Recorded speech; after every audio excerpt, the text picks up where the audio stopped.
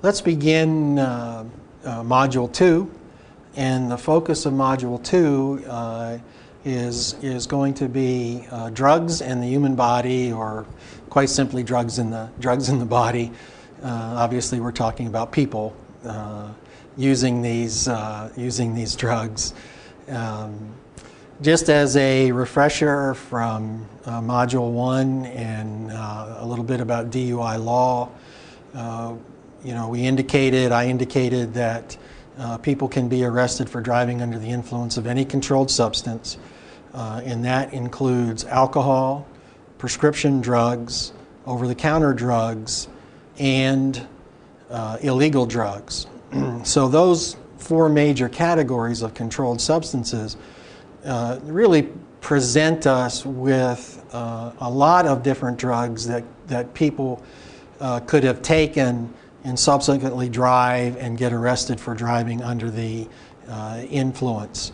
So, theoretically, we could talk about numerous drugs and their effects on the body and the things that they do to the body. We could talk about, obviously, alcohol. We could talk about marijuana, cocaine, heroin. But what I'd like to do in Module 2 is really have a primary focus on alcohol. And the reason why I'm going to do that is that the majority of people that get arrested for driving under the influence, their drug of choice has been alcohol.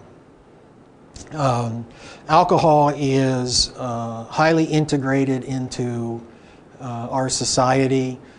It's part of our culture. I call it a from the womb to the tomb drug. We celebrate births, deaths, and just about everything in between, from my team won to my team lost to it's Monday, it's Thursday, it's over the hump day. We've found ways to integrate alcohol consumption into the American lifestyle, into our individual lifestyles in many ways. The number of people getting arrested for driving under the influence of drugs other than alcohol and combination of alcohol and other drugs has been increasing. And what we'll do is we'll come back to some of these other drugs, and what I want to do is maybe really focus on how using those drugs, like marijuana, cocaine, or heroin, how they affect the driving skill. So we'll come back and talk a little bit more about drugs other than alcohol, and try and relate it specifically to how using those drugs affects driving. So let's talk a little bit about alcohol, and the type of alcohol that we drink is ethyl alcohol, also referred to as ethanol. Alcohol is part of a family of alcohols. There are other forms of alcohol. There's methanol, wood grain alcohol. There's isopropanol, which is rubbing alcohol. These are all part of the alcohol family and are similar in their molecular structure. But we don't drink isopropanol. Well, hopefully you don't drink isopropanol and methanol alcohol, and we'll talk a little bit about why. Obviously, we don't want to be doing that. So let's talk a little bit about ethanol alcohol, and in understanding a little bit more about alcohol, I also want us to get a broader understanding of what is blood alcohol concentration. How does our blood alcohol concentration go up, and then how does the body remove alcohol after we've established a blood alcohol concentration? When we're talking about alcohol in the body, it's very, very important to talk about standard definition of a drink. You know, when you're asked how much have you had to drink, you usually answer that question with some kind of numerical amount of drinks. I had 1 drink, I had 2 drinks, I had 5 drinks, I had 6 drinks. So it's important that we have a standard definition of what really constitutes 1 drink. And on the slide that you have with your online version of the course, you can see the definition of a drink. In terms of beer, it's 12 ounces of beer, and that beer is usually at about 5% ethanol or ethyl alcohol. Wine, standard serving size, about 5 ounces, and most of the domestic wines that we drink are about 0.12 alcohol content. And then distilled alcohol, for example, whiskey, a standard drink size is 1.5 ounces, and generally the distilled alcohol that we're drinking is about 40% ethanol or 0.4%. So if we look at beer, standard domestic beer is about 5% alcohol per volume. What that means is if you had a container of beer and it was 5% ethanol, that would mean that 5% of the liquid that's in that container is alcohol. Wine, again, at about 12%. So if you had a bottle of wine, for example, that was 12% alcohol per volume, what that would mean is in that wine bottle, 12% of what's in that wine bottle is pure ethanol alcohol. And with whiskey, you can see the concentration of alcohol in distilled drinks like whiskey is much higher than beer or wine. The concentration of alcohol in whiskey is actually 40%. So if you have a bottle of whiskey that's 40%, that means that 40% of that bottle is ethanol.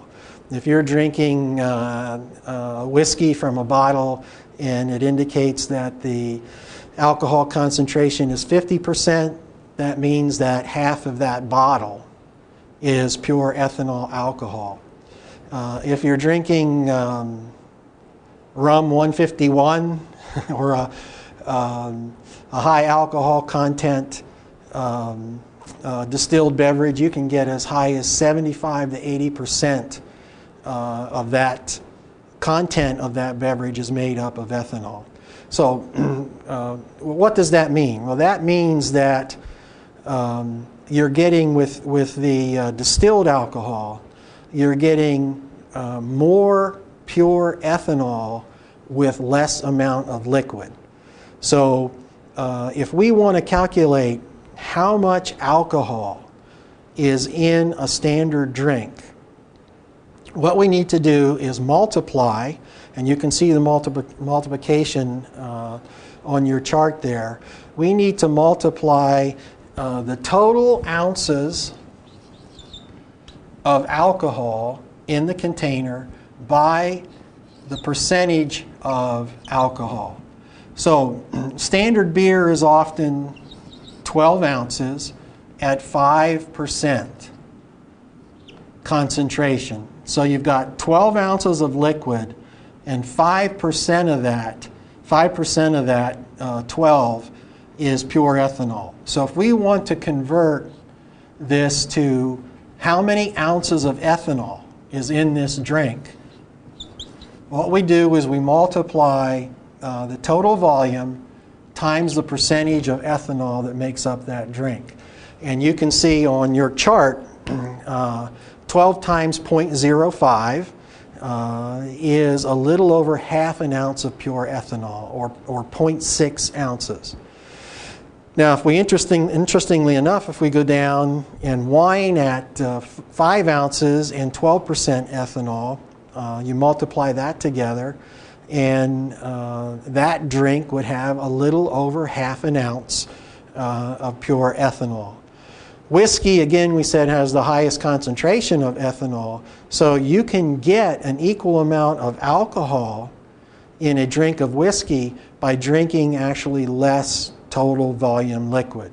So 1.5 ounces of whiskey times 40%, because 40% of that beverage is made up of ethanol, that gives you a little over half an ounce of alcohol.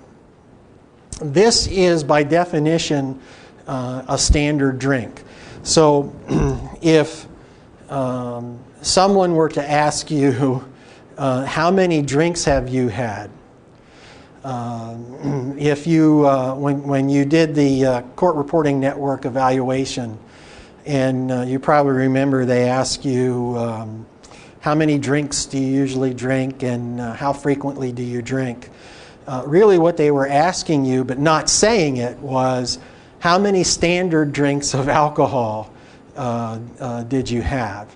So by definition, a standard drink of beer, a standard drink of wine, a standard drink of whiskey all contain the same amount of alcohol.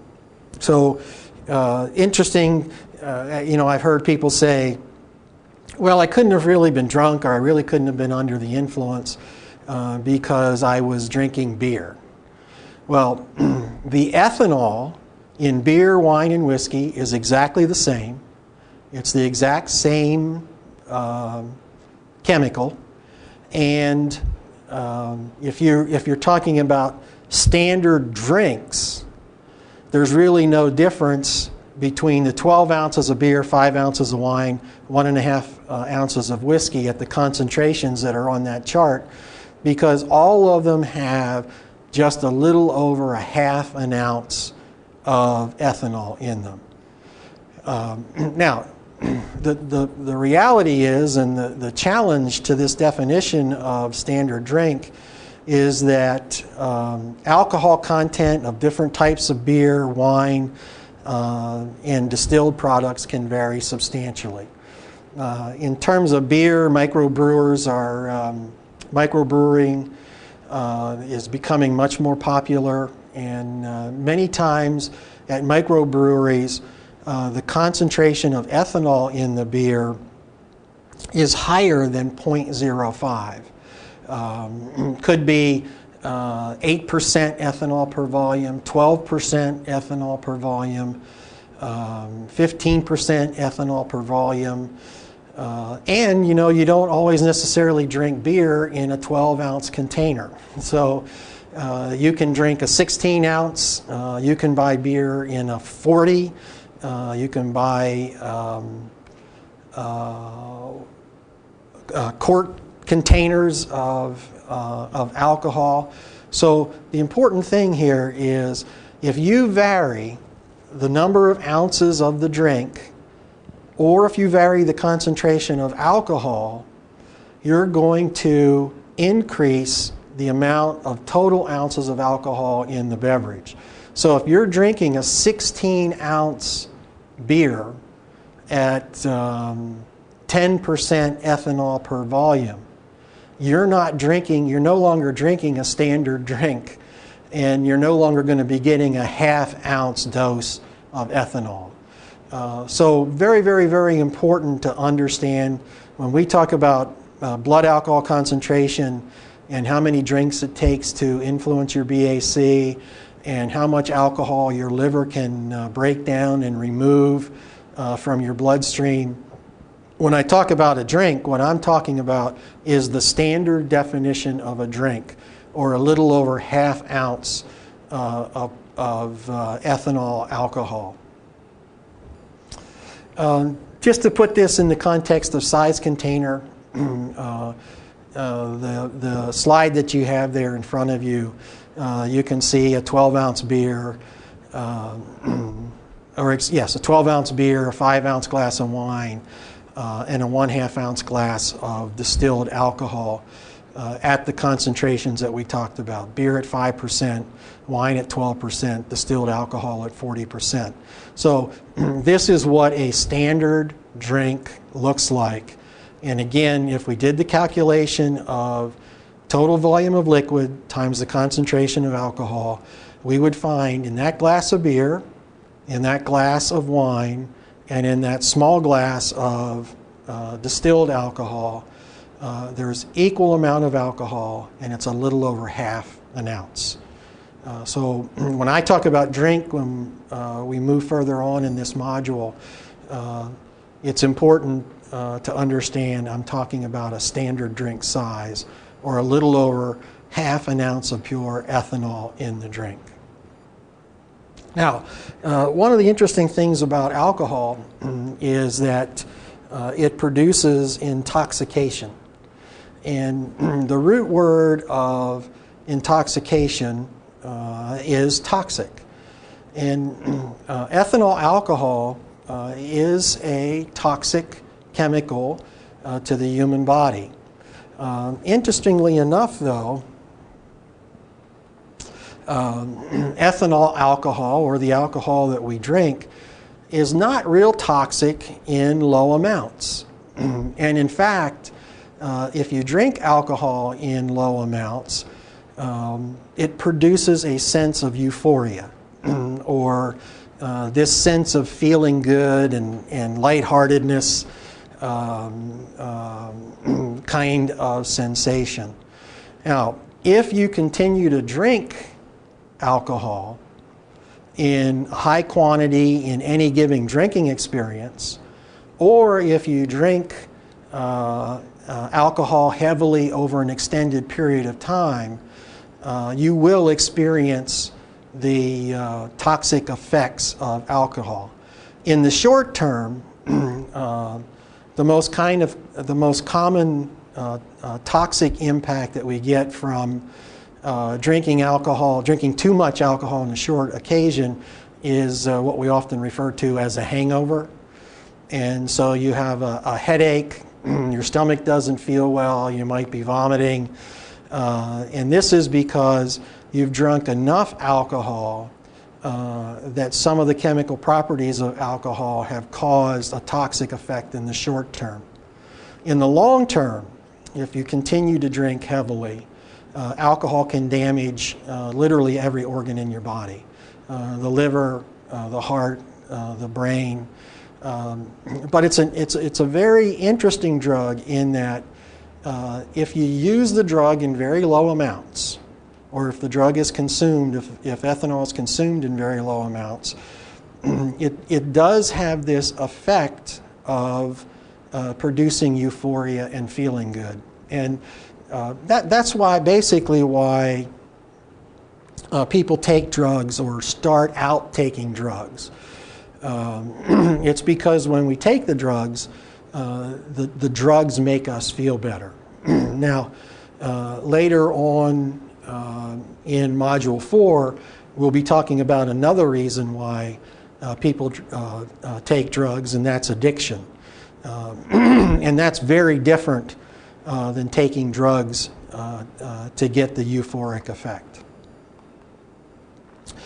So some things about alcohol in general.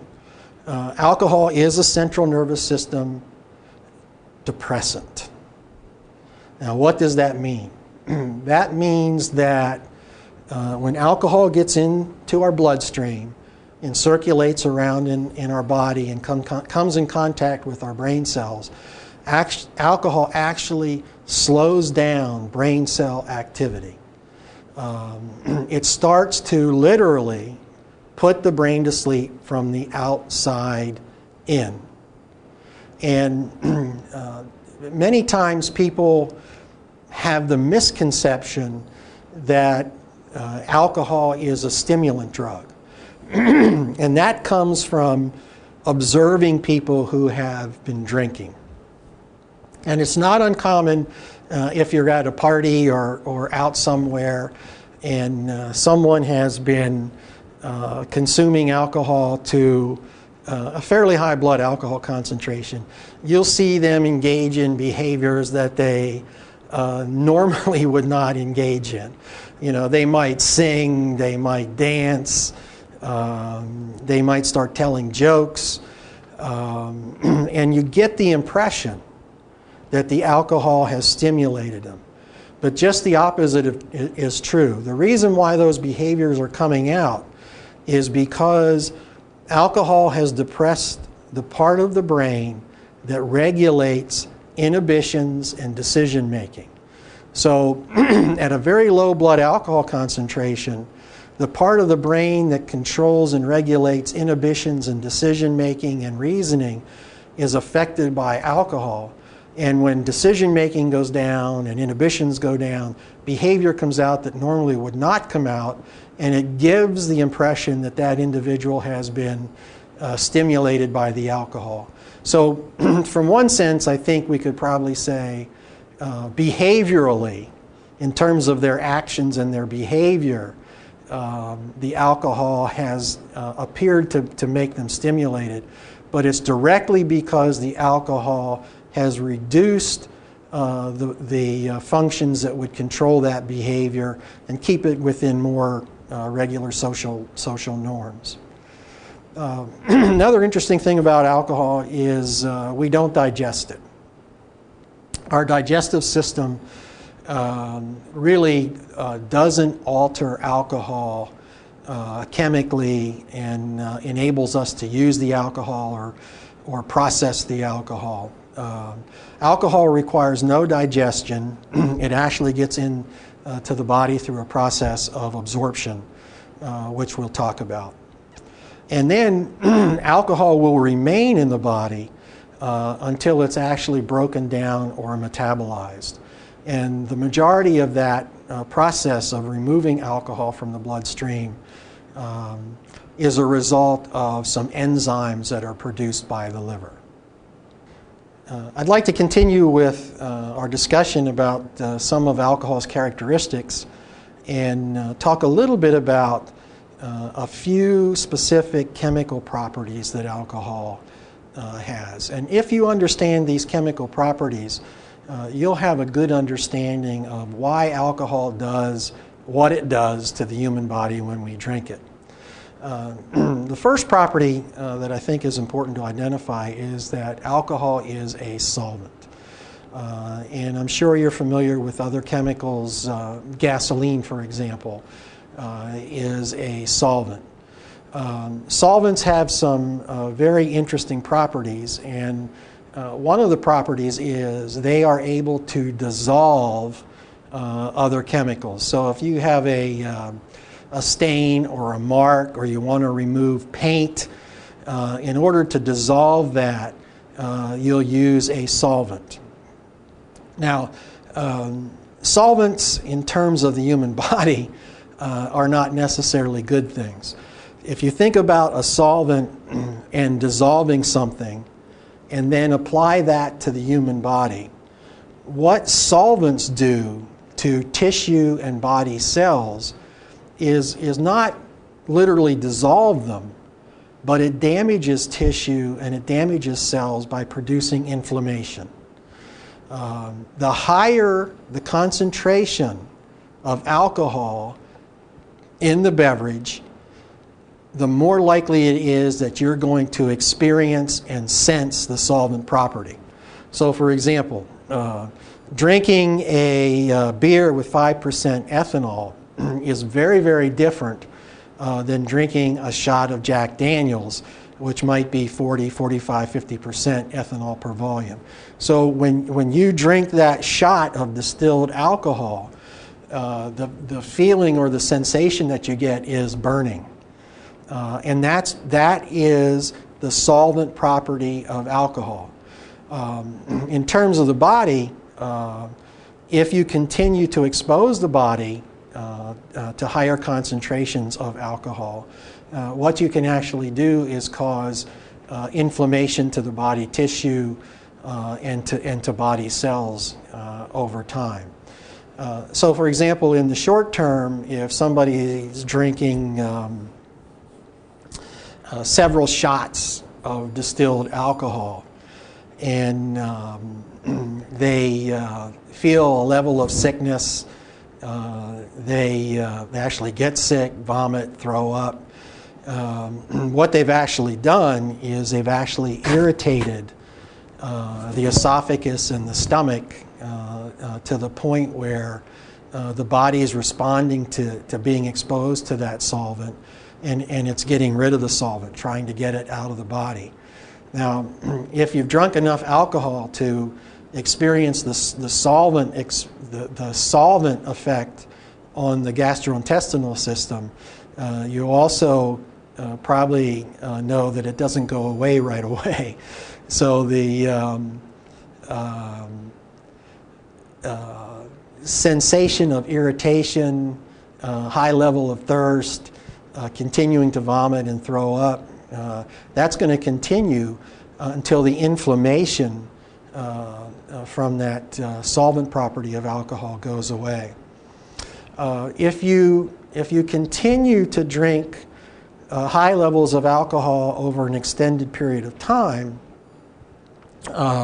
what you do is you expose body tissues and body cells to alcohol chronically over time.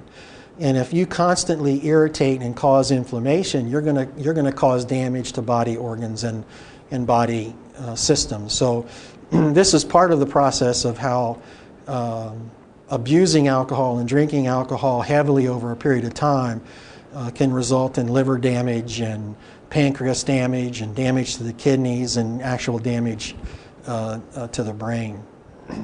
Another aspect of, or another property of a solvent is that solvents are volatile. And what that means is that they will evaporate on their own.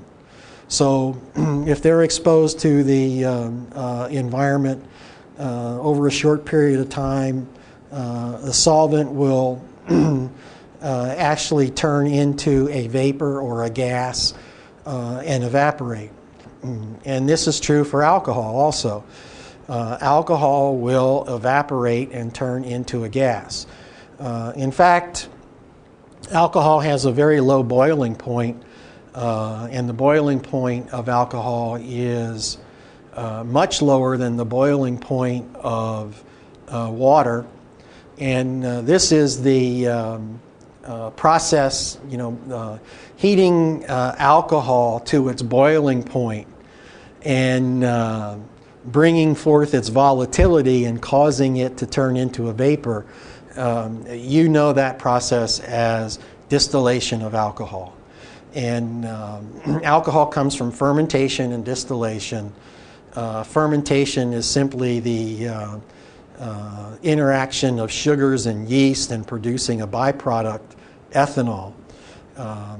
To get higher concentrations of ethanol in beverages, it was discovered a long time ago that you heat the ethanol, turn it into a gas form, and gas obviously is lighter than liquid, and so the gas rises in the distillation process, and then you collect that gas in a container and allow that gas to cool and turn back into a liquid state, and then you capture that liquid.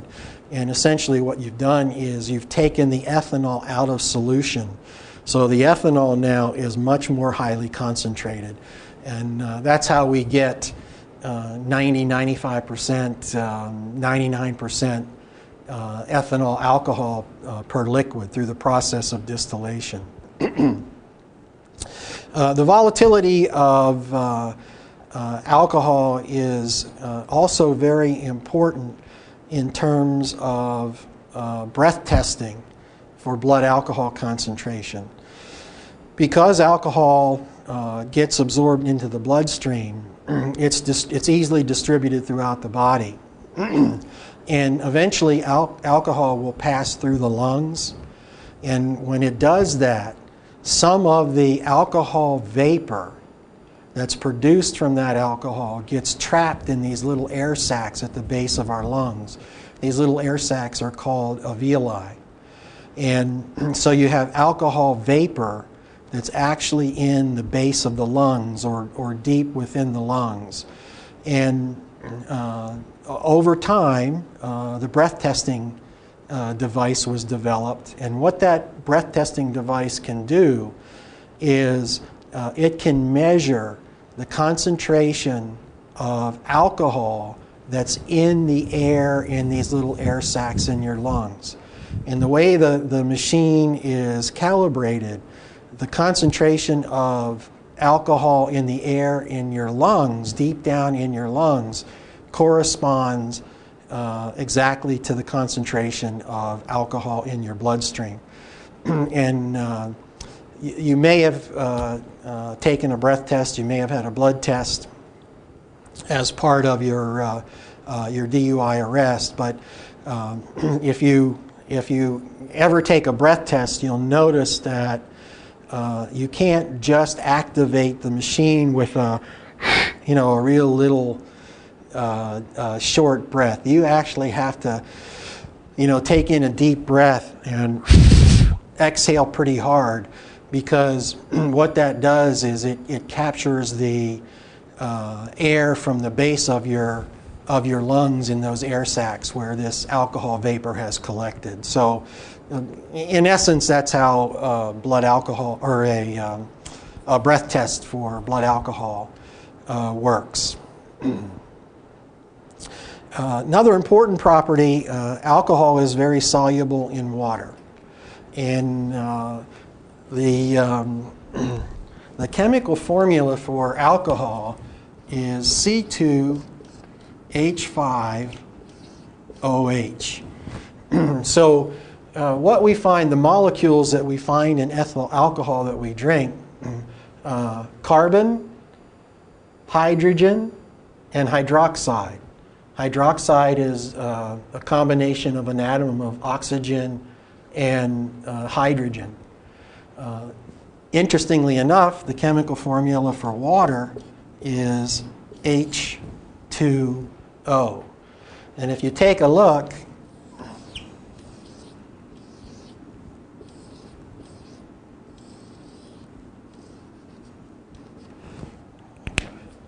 we have commonalities in the molecular structure of ethanol alcohol and water. Simply put, what this means is that these two chemical formulas, they like each other. And alcohol mixes very well with water. So in other words, it's very soluble in water. If we were to take an empty container and fill this halfway with vegetable oil, then fill it the rest of the way with pure ethanol alcohol, and we would shake it up and agitate it and then let it sit, I think you probably have a good idea of what would happen. The alcohol and the oil would actually separate. And that's because alcohol is not very soluble in fat. It doesn't mix well with fat. If we put this half with water, half with ethanol, and agitated it, what would happen is these two chemicals and their molecular formulas, they would merge together very, very nicely. And you would find that instead of the alcohol being up on the top and the fat being on the bottom, you would have alcohol that would be infused throughout all of the liquid. So what does that mean in terms of the human body? That means that alcohol is very, very friendly with the human body. And that's because a very high percentage of the human body contains water. So alcohol is going to pass into tissues and cells that have a relatively high concentration of water. And that's a lot of tissue and cells throughout the body. Alcohol is not going to find its way into your body fat because it doesn't mix well with fat. It's not going to get absorbed into your bones either. So what you'll find is that when people drink alcohol, it gets distributed throughout the liquid, the water, and the tissues and the cells that have water in them. Blood obviously is a liquid, contains water, and alcohol gets into the bloodstream very easily, mixes with the bloodstream, and gets transported around the body very, very easily. And we'll talk a little bit about the effects of body mass and body fat on blood alcohol concentration in a little bit. And because alcohol is not very fat soluble, that's the reason why people who have a higher concentration of body fat than someone else who weighs the same amount, they're going to have a slightly higher blood alcohol concentration because there isn't as much body tissue for the alcohol to be absorbed in because they have more body fat. Another property of alcohol is that it has calories and no nutrients. So you can gain weight drinking alcohol. You're going to take in calories. Your body can burn C2H5OH or ethanol as a source of energy. But this chemical has no nutrients. There are no carbohydrates or protein in ethanol. Now, if you look at a can of beer, for example, you might see an amount of carbohydrate that's indicated in there. That carbohydrate is not coming from the alcohol. That carbohydrate is actually coming from the barley and the hops that was used to ferment the liquid that was used to produce the ethanol. So you can get for an ounce of ethanol, and remember when we talked about a standard drink has a little over half an ounce of ethanol. So an ounce of ethanol has about 210 calories. So if you drink 2 drinks, as we define standard drink, you're going to be taking in a little bit over, obviously a little bit above 210 calories for those 2 drinks. So you can gain weight by drinking alcohol.